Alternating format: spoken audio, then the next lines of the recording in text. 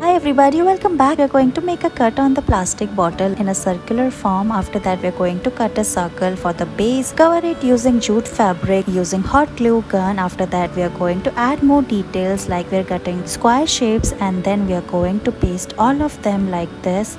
We are going to make a beautiful structure and paste it on the bottle and then add its handle, and look, your beautiful jute basket is ready. We are going to cut a circle from this lid and then paste different wires on it. After that, we are going to paste hot glue gun on it and then cover it with another circle. Then we are going to weave a jute rope around it like this, one after another. Then we are going to pull those wires upward, and look, we are going to make a beautiful basket. For more decoration, we are going to paste this white lace on it using hot glue gun, and look, it is ready.